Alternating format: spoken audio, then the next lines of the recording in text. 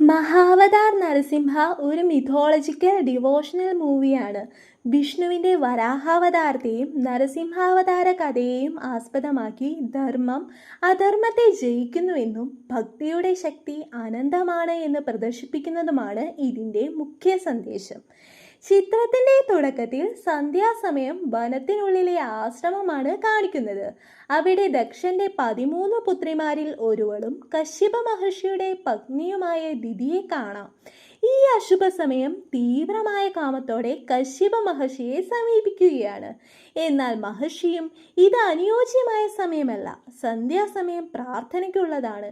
ഈ സമയത്താണ് ഭൂതപ്രേത പിശാചുക്കളും ആത്മാക്കളും ദുഷ്ടശക്തികളും മഹാദേവനെ ധ്യാനിച്ചുകൊണ്ട് ആകാശത്തിലൂടെ സഞ്ചരിക്കുന്നത്.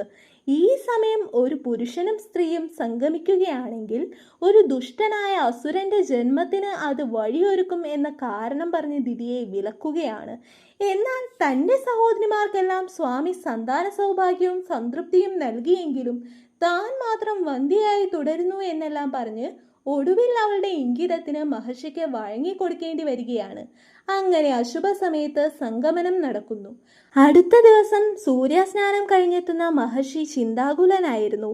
കാരണം അന്വേഷിച്ച ദിതിയോട്, ഞാൻ നിന്നെ വിലക്കിയതിൻ്റെ കാരണം പോലെ തന്നെ സംഭവിക്കാൻ പോകുന്നു.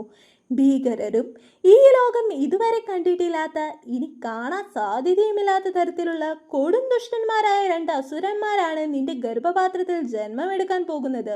അവരുടെ ജന്മലക്ഷ്യം തന്നെ 2 കാര്യങ്ങളിലാണ് ഊന്നിയിരിക്കുന്നത്. 1 ഭഗവാനോടുള്ള ശത്രുത, 2 അദ്ദേഹത്തിന്റെ ഭക്തരെ ഹിംസിക്കുക. ത്രിലോകം മുഴുവൻ അവരുടെ അക്രമശക്തി കാണേണ്ടി വരികയും അത് പരകോടിയിലെത്തുമ്പോൾ ഭഗവാൻ മഹാവിഷ്ണു തന്നെ ഇവരുടെ വിനാശം നിർവഹിച്ചിരിക്കും എന്നും അറിയിക്കുന്നു.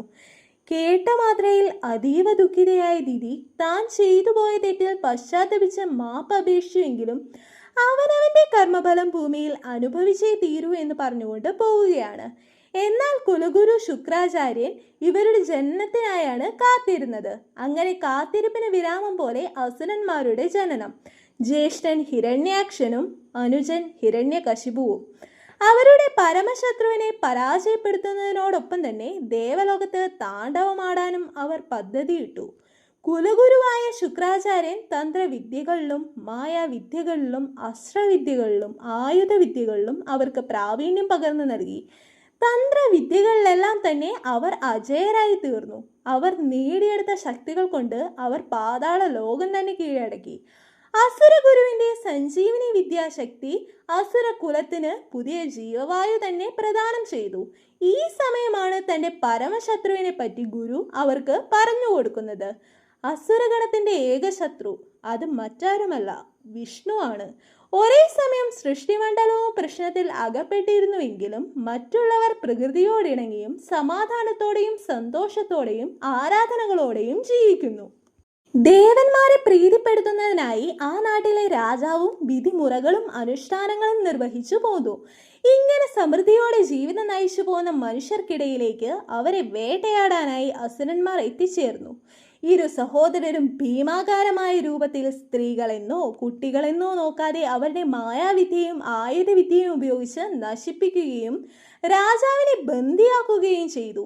എല്ലാം നഷ്ടപ്പെട്ടു എന്ന പ്രതീക്ഷയറ്റ അവന്റെ മുന്നിലേക്ക് മഹാവിഷ്ണുവിന്റെ വിഗ്രഹത്തിൽ നിന്ന് ഒരു താമരപ്പൂ ഒന്ന് വീഴുന്നു. അതോടെ എല്ലാം കീഴടക്കി എന്ന് അഹങ്കരിച്ചുകൊണ്ടിരുന്ന അവരോട്, നിങ്ങൾ എന്തെല്ലാം തന്നെ അപഹരിച്ചാലും ഞങ്ങളുടെ ഉള്ളിൽ കുടികൊള്ളുന്ന ഭഗവാൻ വിഷ്ണുവിലുള്ള വിശ്വാസത്തെ അപഹരിക്കാൻ സാധിക്കില്ല എന്ന് ഉറച്ചു പറയുകയാണ്. അഹന്ത കൊണ്ട് ഉണ്ടാക്കിയെടുത്ത എല്ലാത്തിൽ നിന്നും ഇറങ്ങി മൃത്യു ഭരിക്കേണ്ടി വരും. ഓം നമോ ഭഗവതി വാസുദേവായ എന്ന് പറഞ്ഞതും കോപാകുലനായ ഹിരണ്യാക്ഷൻ വാളെടുത്ത രാജാവിനെ വെട്ടിക്കൊലപ്പെടുത്തി. ഇവർക്ക് മഹാവിഷ്ണുവിനോട് എന്താണ് ഇത്ര വൈരാഗ്യം എന്നുള്ളത് പോലുള്ള ചിത്രത്തിൽ സ്വാഭാവികമായി വന്നു പോകാവുന്ന നിങ്ങളുടെ സംശയങ്ങൾ പിന്നീട് കമന്റിൽ നമ്മൾ ചേർക്കുന്നുണ്ട്. വീഡിയോ ലെങ്തിനെ ബാധിക്കാതിരിക്കാനാണ് ഇങ്ങനെ ചെയ്യുന്നത്. 2 സഹോദരന്മാരും ഒരിക്കലും വിഷ്ണു നമുക്ക് മുന്നിൽ പ്രത്യക്ഷനാകില്ല. അവൻ ഒളിച്ചു നടക്കുന്ന ഭീരുവാണ്. അവനെ എങ്ങനെയെങ്കിലും വെളിയിലേക്ക് കൊണ്ടുവരാൻ പദ്ധതിയിട്ടു. ഭൂമിദേവിയെ തട്ടിയെടുത്താൽ അന്വേഷിച്ചു കണ്ടെത്താനായി വിഷ്ണു വരാതിരിക്കില്ല എന്നും കണക്കുകൂട്ടുന്നു. ഉദ്യമത്തിനായി ഹിരണ്യാക്ഷൻ ആശീർവാദങ്ങളോടെ യാത്രയായി. അടുത്തതായി കാണിക്കുന്നത് ഭൂമിദേവിയുടെ എൻട്രിയാണ്. സന്തോഷത്തോടെയും ആനന്ദത്തോടെയും പാറിപ്പറന്ന് നടക്കുകയാണ്. ഇങ്ങനെ ഒടുവിൽ ദേവന്മാരെല്ലാം കൂടി നിൽക്കുന്ന സന്ദർഭത്തിൽ നിന്നാണ് ദേവിയെ ഹിരണ്യാക്ഷൻ പിടിച്ചുകൊണ്ടു പോകുന്നത്. ദേവിയെ ഗർഭോദക പെരുങ്കടലിൽ കൊണ്ടുപോയി ഒളിപ്പിച്ചു വെക്കുന്നു. ഇതെല്ലാം കണ്ട് ഭയചകിതരായ ദേവന്മാർ ബ്രഹ്മാവിനോട് ചെന്ന് സഹായം അഭ്യർത്ഥിച്ചെങ്കിലും ഇതിൽ സഹായിക്കാൻ മഹാവിഷ്ണുവിനെ കൊണ്ട് മാത്രമേ സാധിക്കുള്ളൂ എന്നായിരുന്നു മറുപടി. ബ്രഹ്മാവും മനസ്സിൽ ഭൂമിദേവിയെ രക്ഷിക്കാൻ അങ്ങ് അവതരിച്ചാലും എന്ന് സ്മരിച്ചതും ബ്രഹ്മാവിന്റെ തുമ്മലിൽ നിന്ന് നാസാദ്വാരം വഴി പന്നി പോലുള്ള ഒരു ജീവി പുറത്തു വന്നു. അത് വളർന്ന് വലിയൊരു പന്നിയുടെ രൂപമായി മാറി. പിന്നീട് ഭൂമിദേവിയെ അന്വേഷിച്ച് സമുദ്രത്തിനടിയിലേക്ക് പോവുകയും തന്റെ കൊമ്പുകൊണ്ട് പാറകൾ തകർത്ത് ഒളിപ്പിച്ചു വെച്ച ദേവിയെ യഥാസ്ഥാനത്ത് കൊണ്ടുപോയി നിർത്തുകയും ചെയ്തു. പിന്നീട് തിരിച്ചു വന്നുണ്ടായ അതിഘോര യുദ്ധത്തിൽ വരാഹാവതാരമായ വിഷ്ണു ഹിരണ്യാക്ഷനെ വകവരുത്തി. ഇതോടെ ദേവന്മാർക്ക് മനസ്സിലാവുകയാണ് മഹാവിഷ്ണു വരാഹാവതാരം എടുത്തതാണെന്ന്. തങ്ങളുടെ നന്ദി ദേവഗണം അറിയിക്കുകയുമാണ്. ഇതേ സമയം പുത്രന്റെ വേർപാടിൽ അതീവ ദുഃഖിതയാണ് ദിതി. അവിടെ ഹിരണ്യാക്ഷന്റെ അന്ത്യകർമ്മങ്ങൾ നടക്കുകയാണ്. വീരചരമം പ്രാപിച്ച് മകനെയോർത്ത് വിലപിക്കരുതെന്ന് ദിതിയെ ഉപദേശിച്ചെങ്കിലും സഹോദരനെ നഷ്ടപ്പെട്ട ദുഃഖം കാരണക്കാരനായി വിഷ്ണുവിനോടുള്ള പക വർദ്ധിച്ചു. അവിടെ വെച്ച് വിഷ്ണുവിന്റെ തല നിനക്ക് മുന്നിൽ ഞാൻ സമർപ്പിക്കുമെന്നും ശപഥം ചെയ്യുന്നു. ദിനം പ്രതി ഹിരണ്യകശിപുവിന്റെ പ്രവർത്തികൾ നാനാദിക്കിലുള്ള വിഷ്ണു ഭക്തരെ ഭയചകിതരാക്കി. ഇവൻ തുടങ്ങിവെച്ച യുദ്ധത്തെ നേരിടാൻ ദേവഗണം തയ്യാറെടുത്തുവെങ്കിലും ദേവേന്ദ്രന്റെ ആകുലത അസുരകുലത്തിന്റെ അനന്തരാവകാശിയെ ആലോചിച്ചായിരുന്നു. അതെ, ഹിരണ്യകശിപുവിന്റെ പത്നി കയാധു ആ സമയം ഗർഭിണിയാണ്. ത്രിലോകത്തെയും ഭയപ്പെടുത്തി യുദ്ധം ജയിച്ചുകൊണ്ടിരിക്കുകയാണെങ്കിലും ഇപ്പോഴും വിഷ്ണുവിനെ നേരിടാനുള്ള ശക്തി ഹിരണ്യകശിപുവിനില്ല.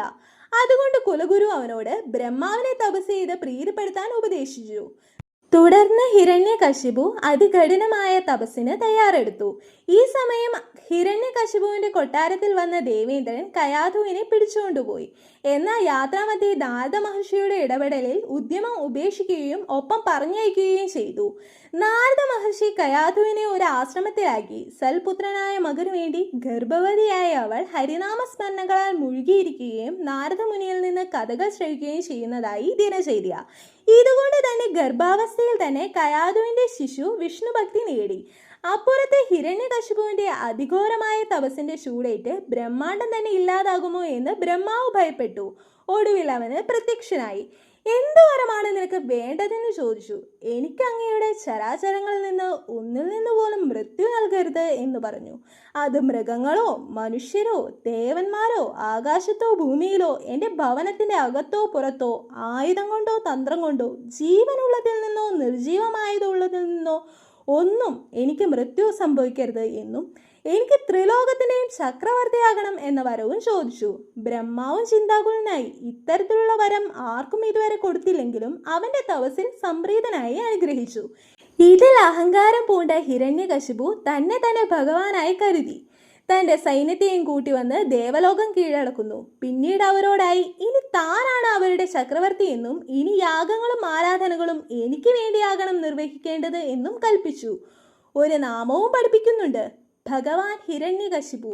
ഇങ്ങനെ വിഷ്ണുഭക്തരെ ഹിംസിച്ച് ഇനി എന്റെ തലമുറയും അങ്ങോട്ട് ഇത് തന്നെ ചെയ്യുമെന്ന് അഹങ്കരിച്ച് മുന്നേറുമ്പോൾ ഹിരണ്യകശിപു എന്ന അന്ധകാരത്തിൽ പ്രകാശദീപമായിരുന്നു അദ്ദേഹത്തിന്റെ പുത്രനായ പ്രഹ്ലാദൻ.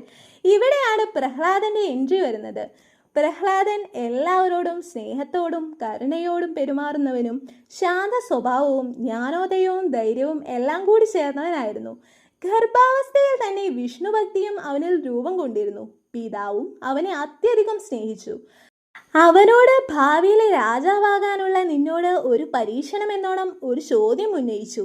നിന്റെ കുരുകുലത്തിൽ നിന്ന് നേടിയ അറിവ് പരിശോധിക്കാനാണെന്ന വിശദീകരണത്തോടെയായിരുന്നു ഒരു രാജാവ് എങ്ങനെയായിരിക്കണം എന്നതായിരുന്നു ചോദ്യം. തുടക്കത്തിൽ പിതാവിനെ തൃപ്തിപ്പെടുത്തിക്കൊണ്ടായിരുന്നു ഉത്തരമെങ്കിലും, അതായത് നിഷ്പക്ഷമായി വിധി നിർണയിക്കുന്നവനും പ്രജകളെ മക്കളായി കാണുന്നവനും അവന്റെ മനസ്സിന്റെ അടിത്തട്ടിൽ വിശ്വാസം രൂപീകരിക്കുന്നവനും ആയിരിക്കണം രാജാവ്. എന്നാൽ ഭഗവാൻ വിഷ്ണുവിന്റെ ആരാധകനാണ് തന്റെ പുത്രനെന്നും ഉൾത്തടത്തിൽ എന്നറിഞ്ഞതും ആകെ കോപാകുലനാകുകയാണ്. തന്റെ പരമശത്രുവിനെ പറ്റിയാണല്ലോ മകൻ പുകഴ്ത്തി പറയുന്നത്. അതുകൊണ്ട് സത്യം തിരുത്തി പറഞ്ഞു പഠിപ്പിക്കാനായി ഗുരുകുലത്തേക്ക് ശാന്തനെയും അമർഖന്റെയും കൂടെ പറഞ്ഞയക്കുന്നു. എന്നാൽ പ്രഹ്ലാദൻ ഇതൊന്നും കൊണ്ട് മാറിയില്ല. മഹാവിഷ്ണുവിനോടുള്ള അവന്റെ ഭക്തി അതുല്യവും സ്ഥിരവുമായിരുന്നു. പിതാവിന്റെ ഭീഷണികളും ശിക്ഷകളും കണ്ടിട്ടും ഭക്തിയിൽ നിന്ന് ഒരിക്കലും മാറിയില്ല. ഗുരുകുലത്തിൽ വിഷ്ണുഭക്തി പ്രചരിക്കുമ്പോൾ മറ്റു കുട്ടികളെയും സുഹൃത്തുക്കളെയും പഠിപ്പിക്കുകയും ചെയ്തു.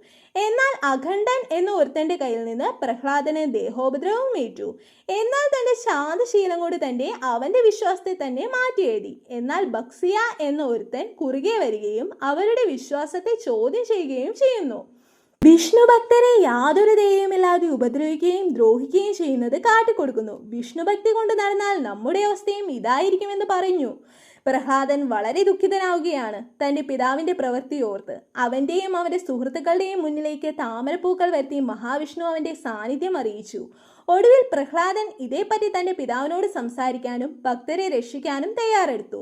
ഈ ഒരു കാരണത്താൽ തന്നെ പിതാവും പുത്രനും തമ്മിൽ രസക്കേടുകൾ ആരംഭമായി. തന്റെ മകൻ തന്നെ തനിക്കെതിരെ തിരിഞ്ഞാൽ അസുരകുലം തന്നെ നശിക്കും എന്നതുകൊണ്ട് പുത്രനെ തന്നെ കൊല്ലാൻ തീരുമാനിച്ചു. പടയാളികളോട് അവരുടെ വാളെടുത്ത് പ്രഹ്ലാദന്റെ തല ഛേദിക്കാൻ ഉത്തരവിട്ടു. എന്നാൽ വിഷ്ണുനാമം ജപിച്ചുകൊണ്ടിരുന്ന അവനെ യാതൊന്നും ഏൽക്കുന്നില്ല. വീശിയ മഴ കൊണ്ട് ആ അസുരന്റെ തല തന്നെ പിളർന്ന് താഴെ വീഴുന്നു. പടയാളികളുടെ അമ്പുകളിൽ നിന്നും അത്ഭുതകരമായി രക്ഷപ്പെട്ടു. ശുക്രാചാര്യനും മഹാവിഷ്ണുവിനെ പറ്റി പറഞ്ഞ് എരിവേറ്റി ഹിരണ്യകശിപുവിന് കൊടുക്കുന്നുണ്ട്. രണ്ടാമത്തെ പരീക്ഷണമായി അവനെ നാട്ടുവഴിയിലൂടെ നടത്തി മദം പൊട്ടി നിൽക്കുന്ന ആനയ്ക്ക് മുന്നിലിടാൻ ഉത്തരവിട്ടു. എന്നാൽ അവിടെയും പ്രഹ്ലാദന് ഒന്നും സംഭവിച്ചില്ല. ആന വിഷ്ണുഭക്തന് മുന്നിൽ തന്നെ തുമ്പിക്കൈ ഉയർത്തി ആശീർവദിച്ചു. പകരം തന്റെ പുറത്തിരുന്ന് വേദനിപ്പിച്ച് പ്രകോപിപ്പിച്ച് നയിച്ച് പടയാളികളെ നിർദാക്ഷിണ്യം കൊല്ലുകയും ചെയ്തു. അടുത്ത പരീക്ഷണം മലമുകളിൽ നിന്ന് അവനെ തള്ളി താഴെയിടുക എന്നതാണ്. എന്നാൽ യാത്രാമധ്യേ തന്നെ അവന്റെ ജ്ഞാനോദയം കേട്ട പടയാളികൾ പോലും അവരുടെ മനസ്സ് മാറിപ്പോയി. എന്നാലും രാജകൽപ്പന ലംഘിക്കാൻ അവരെ കൊണ്ട് സാധ്യമല്ലല്ലോ. പ്രഹ്ലാദനും പിതാവ് ഹിരണ്യകശിപു തന്നെ കൊല്ലാൻ ശ്രമിച്ചപ്പോൾ പോലും അവനോട് ക്ഷമിക്കുകയാണ് ചെയ്തത്. അവന്റെ ഉത്തരവ് നിവർത്തിക്കാൻ നിന്നുകൊടുത്തു. എന്നാൽ പോലും ആ പരീക്ഷണത്തിലും പ്രഹ്ലാദൻ ജയിച്ചു. വിഷ്ണു തന്റെ കൈക്കുമ്പിളിൽ അവനെ താങ്ങി പിടിച്ചു. ഇതോടെ പടയാളികളുടെ മനസ്സ് പൂർണ്ണമായി മാറുകയും വിഷ്ണുനാമം ഉച്ചരിക്കുകയും ചെയ്തു. തുടർന്ന് ഹിരണ്യകശിപു പുത്രനെ വധിക്കാൻ പല ഉപായങ്ങൾ തേടിയെങ്കിലും ഒന്നും പ്രാവർത്തികമായില്ല. വിഷ്ണു തന്റെ ഭക്തനെ എപ്പോഴും സംരക്ഷിച്ചു കൊണ്ടിരുന്നു. ഇതിലൂടെ മറ്റാളുകളുടെ വിഷ്ണു വിശ്വാസവും ബലപ്പെട്ടു. ഇത് ഹിരണ്യകശിപുവിന്റെ കോപത്തിന്റെ ആഴം കൂട്ടി. അവസാന ശ്രമം പോലെ തന്റെ സഹോദരി തുല്യയായ ഹോളികയെ കാണാൻ പുറപ്പെട്ടു. അവൾ നേടിയ ശക്തി എന്തെന്നാൽ അവൾ സ്മരിക്കുന്ന മനുഷ്യനെ അവൾക്ക് ശാമ്പലാക്കാൻ സാധിക്കും. എന്നാൽ അവൾക്ക് അഗ്നി ഏൽക്കുകയുമില്ല. പ്രഹ്ലാദനെ കൊല്ലാൻ ആ ശക്തി ഉപയോഗിക്കണമെന്ന് തന്റെ ആവശ്യം ഹോളികയെ അറിയിച്ചു. എന്നാൽ ഒരുപാട് നിബന്ധനകളോടെയാണ് തനിക്ക് ഈ ശക്തി കിട്ടിയിട്ടുള്ളത്. ആത്മരക്ഷയ്ക്ക് മാത്രമേ ഈ ശക്തി ഉപയോഗിക്കാൻ പാടുള്ളൂ. എങ്കിലും ഹോളികയെ അസുരകുലത്തിന്റെ സംരക്ഷണത്തിന് വേണ്ടിയാണെന്നെല്ലാം പറഞ്ഞുകൊണ്ട് കൺവീൻസ് ചെയ്ത് സമ്മതിക്കുകയാണ്. അങ്ങനെ ചിതയൊരുങ്ങി. കയാതു വളരെ ദുഃഖിതയാണ് തന്റെ പുത്രനെ ബലി കൊടുക്കുന്നതിൽ. എന്നാൽ അവിടെയും വിഷ്ണു തന്റെ ഭക്തനെ സംരക്ഷിക്കുന്നു. ഹോളിക ആണെങ്കിലോ അതിൽ കത്തി നശിക്കുകയാണ്. അവളെ രക്ഷിക്കാൻ ശ്രമിച്ചെങ്കിലും ആരെ കൊണ്ട് സാധിക്കുന്നില്ല. അടുത്ത പരീക്ഷണം എന്നത് സമുദ്രത്തിൽ താഴ്ത്തുക എന്നതാണ്. ശുക്രാചാര്യനാണ് ഇതിന് മുന്നിട്ടിറങ്ങുന്നത്. കല്ല് കെട്ടി ഒരു സർപ്പത്താൽ കയറുപോലെ ചുറ്റപ്പെട്ട് അവനെ സമുദ്രത്തിലേക്ക് വലിച്ചെറിഞ്ഞു. എന്നാൽ ഗരുഡ രൂപത്തിലെത്തി ആ പാമ്പിനെ കൊത്തിയെടുത്ത് അവനെ രക്ഷിക്കുന്നു. സമുദ്രത്തിലേക്ക് വീണുപോയ അവനെ ജലദേവനായ വരുണദേവൻ സംരക്ഷിക്കുന്നു. അവന്റെ ഭക്തിയിൽ സംപ്രീതനുമാകുന്നുണ്ട്. വിഷ്ണുവിന്റെ ദർശനത്തിനായി പ്രഹ്ലാദൻ അത്യധികം ആഗ്രഹിച്ചു. അവനെ നിസ്വാർത്ഥമായ ഭക്തിയിലും വേദനയിലും അപേക്ഷയിലും ഒടുവിൽ വിഷ്ണു ദർശനം നൽകുന്നു. വരം ചോദിച്ചുകൊള്ളാനുള്ള അവസരം നൽകിയിട്ടും അങ്ങയുടെ ദർശനം തന്നെയാണ് എന്റെ പുണ്യമെന്നും ഇനി ഒരു വരം താങ്കൾ തരാൻ ആഗ്രഹിക്കുന്നുണ്ടെങ്കിൽ എന്നെന്നും എന്റെ മനസ്സിൽ അങ്ങയോടുള്ള ഭക്തി നിലനിൽക്കണം. വിഷ്ണുവും ഇനി എല്ലാ വസ്തുക്കളിലും സ്ഥലത്തും ജീവജാലങ്ങളിലും എന്നെ ദർശിക്കാൻ സാധിക്കും എന്ന വരം നൽകുന്നു. അതീവ സന്തോഷത്തോടെ തന്റെ സ്ഥലത്തേക്ക് മടങ്ങി വന്ന പ്രഹ്ലാദൻ മനസ്സുമാറിയ കാവൽക്കാരും കുട്ടികളും കൂട്ടുകാരും ആഘോഷത്തോടെ സ്വീകരിക്കുന്നു. കൊട്ടാരത്തിലേക്ക് മടങ്ങിയെത്തിയ പ്രഹ്ലാദനെ കണ്ട് ഹിരണ്യകശിപു കോപാകുലനായി. അപ്പോഴും ശാന്തശീലനായി സ്നേഹത്തോടെ പുത്രൻ തന്റെ പിതാവിനെ തിരുത്താൻ ശ്രമിക്കുന്നു. എന്നാൽ ഹിരണ്യകശിപു മാറാൻ തയ്യാറായില്ല. വിഷ്ണു എല്ലായിടത്തും ഉണ്ട് എന്ന് പറയുമ്പോഴും അവനെ പരിഹസിക്കുന്നു. ഒരു സ്തൂപം ചൂണ്ടിൽ ഇതിൽ നിന്റെ വിഷ്ണു ഉണ്ടോ എന്ന് പറഞ്ഞ് തന്റെ കൈകൊണ്ട് സ്തൂപം തകർക്കുകയാണ്. അതിന്റെ ഉള്ളിൽ നിന്ന് ഭഗവാന്റെ നരസിംഹാവതാരം പുറത്തു വരികയാണ്. അർദ്ധ മനുഷ്യൻ, അർദ്ധസിംഹം, വലിയ പൊന്നിറമുള്ള കണ്ണുകൾ, വിപുലമായ കേശം, വലിയ നഖവും പല്ലുകളും, ചതുർഭുജം. പിന്നീട് നടക്കുന്നത് ഹിരണ്യകശിപുവും നരസിംഹാവതാരവും തമ്മിലുള്ള ഘോര യുദ്ധമാണ്. ഒരു രക്ഷയുമില്ലാത്ത കിടിലൻ ആക്ഷൻ സീനുകളിലൂടെയാണ് കഥ പോകുന്നത്. തൻ്റെ ഭക്തനെ സംരക്ഷിക്കാൻ എന്തും നേരിടാൻ മഹാവിഷ്ണു സജ്ജനായിരുന്നു. ഇങ്ങനെ ഹിരണ്യകശിപുവിൻ്റെയും അവൻ്റെ സൈന്യത്തെയും പരാജയപ്പെടുത്തി അവൻ്റെ അഹങ്കാരം തീർത്തു കൊടുക്കുകയാണ് മഹാവിഷ്ണു. മഹാവിഷ്ണുവിൻ്റെ ഹസ്തത്തിനുള്ളിലെ ഒരു പ്രാണിക്ക് സമനാണ് താൻ എന്ന് മനസ്സിലാക്കിയും കൊടുക്കുന്നുണ്ട്. ഇതുകൊണ്ടൊന്നും അഹങ്കാരം വിടാതെ ഹിരണ്യകശിപു തനിക്ക് കിട്ടിയ വരത്തെപ്പറ്റി ഓർമ്മിപ്പിക്കുകയാണ്.